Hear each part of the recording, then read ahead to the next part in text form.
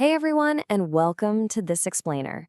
Today, we are unpacking a truly fascinating thought experiment that literally merges geometry with spiritual salvation. We're looking at a text by Fang titled 24 Mandatory Indices to Heaven. Now, whether you approach concepts of the afterlife through a lens of religion, philosophy, or even complete skepticism, this source material offers a highly specific, uniquely structural way of looking at existence. It's like taking abstract spiritual concepts and attempting to map them onto a rigid mathematical framework. It's definitely a very different way to think about the universe, and we're going to break down its internal logic step by step. So, the author hooks us right away by posing this ultimate age-old question: does heaven exist? But instead of answering it with scripture, mythology, or vague spirituality, Feng invites us to step into a completely different paradigm. In this text, heaven isn't treated as a dream or some distant fantasy. It's presented as a scientific, mathematical reality that can be logically deduced. It's a really bold claim, treating the metaphysical with the exact same rigorous expectation as a physics equation. Okay, let's dive into this. Here is our roadmap for today. First, heaven as a science. Second, the hidden quadrants. Third, the 24 mandatory indices. And finally, gatekeeping utopia. All right, part one, heaven as a science, fact, and logic.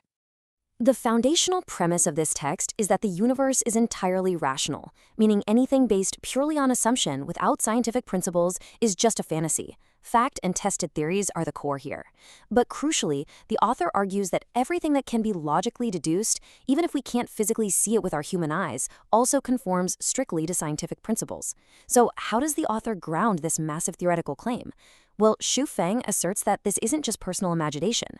The text claims he actually took what he calls the 1,000-year world of heaven and copied its blueprint right here onto Earth. According to the source, this earthly manifestation, though humble, was witnessed, lived in, and experienced firsthand by hundreds of people.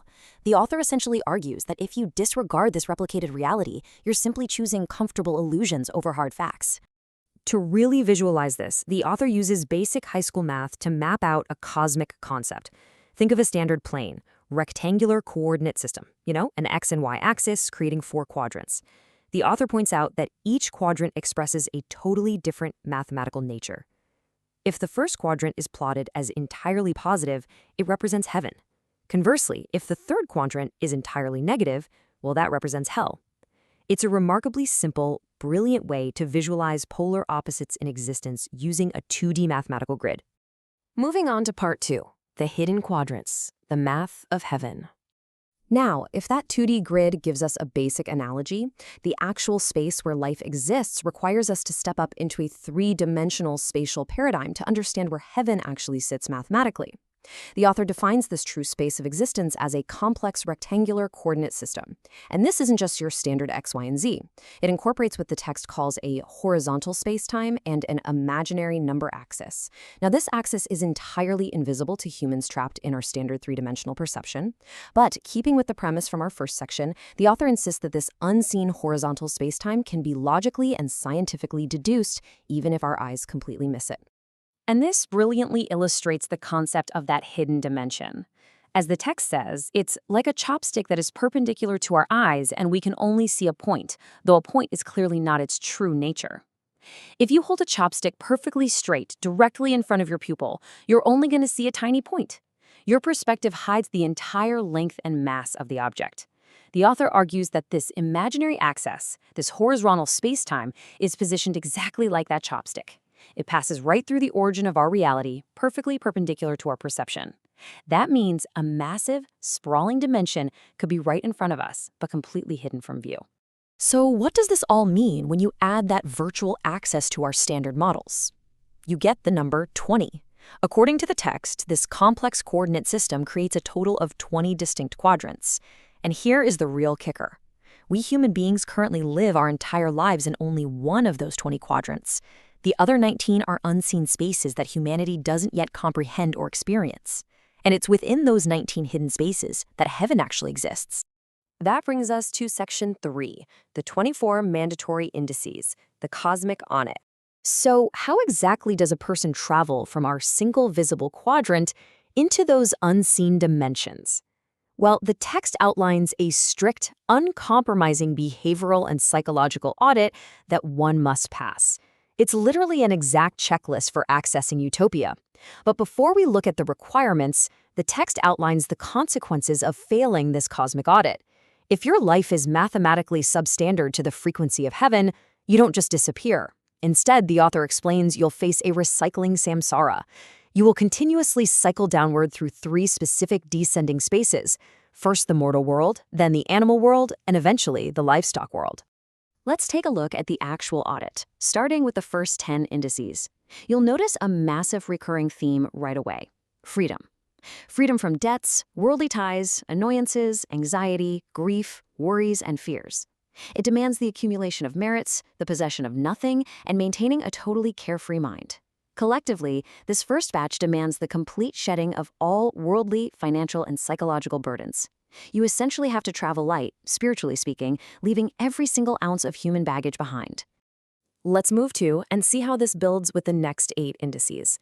We shift from shedding burdens to maintaining absolute emotional neutrality. Just look at the phrasing: neither complaining nor resenting, distance from anger, lack of envy, lack of negativity. You can never compare yourself to others, never regard yourself as purely correct, and you can absolutely never argue. You must keep a peaceful and joyous mind. This isn't just about acting nice on the surface. The text is mandating a profound inner rewiring where friction and ego-driven conflicts are just completely erased. Finally, we reach the last 6 indices. These focus heavily on a sort of pure, totally unattached existence. You must have a fondness for playing, but simultaneously have no special relationship with anyone.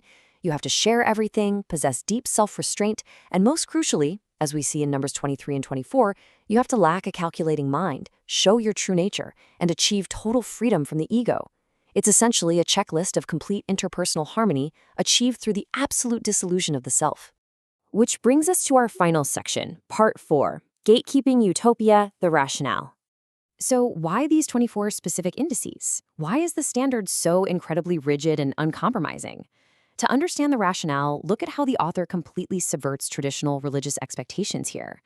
The text explicitly spells out what won't work: ascetic practices, meditation, praying in temples or churches, reading scriptures for 1,000 years, taking a master, or preaching all your life.